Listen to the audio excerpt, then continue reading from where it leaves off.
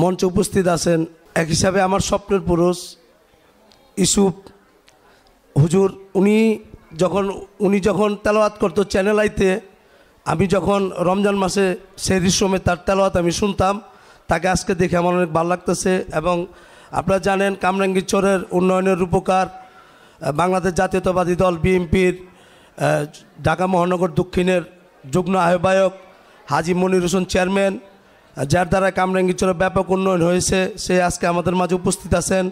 এবং জনতার কাউন্সিলর, যে স্বৈরাচার শেখ হাসিনা সরকারের সময় ভোট চুরির মাধ্যমে যার বিজয় ছিনিয়ে নিয়েছিল আমাদের নায়েম ভাই এবং বরেণ্য ওলামা একরামরা এবং আমার স্নেহর সমতুল্য আমার সন্তানরা, আপনাদেরকে আমি আল্লাহর কাছে লাখো কোটি শুকরিয়া আদায় করি যে এরকম একটা অনুষ্ঠানে আমি উপস্থিত থাকতে পেরেছি।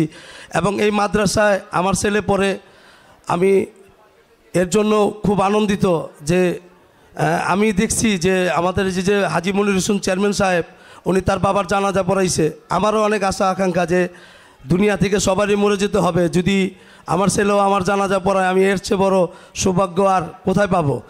তাই আমার অভিভাবকদেরকে বলবো যে মাদ্রাসার শিক্ষা ছাড়া পৃথিবীতে আর কোনো শিক্ষায় শিক্ষিত করে আপনার সন্তানকে দিয়ে কোনো সুফল আপনি পাবেন না। যতক্ষণ পর্যন্ত আপনি আপনার সন্তানকে দিনের শিক্ষা না দিবেন, তার রবকে না চিনাবেন, তাহলে সে তার মাতা পিতাকে সেইভাবে সে সম্মান করবে না। কারণ একমাত্র কোরআন এই লেগে মানুষকে দিনের পথ দেখায়, মানুষ সম্মানিত করে একমাত্র কোরআনকেই। তাই কোরআনের সাথে থাকুন, এরকম মাদ্রাসার সাথে থাকুন। এবং আমি মনে করি এই যে মাদ্রাসার যে পরিবেশ, এরকম অনেক মানুষের ভুল ধারণা যে মাদ্রাসার ছেলেরা বোধহয় অত একটা স্মার্ট না, কিন্তু আমাদের এই বাচ্চারা যা জানে আমি তা জানি না। হ্যাঁ, আমি মুফতি শহীদুল ভাইকে অনেক ধন্যবাদ জানাই। আর এই মাদ্রাসার সাথে আমি ইনশাল্লাহ যতদিন আমাকে হায়াতে বাঁচায় রাখে আমি থাকবো, আমার যত রকমের সহযোগিতা লাগে আমি ইনশাল্লাহ করব।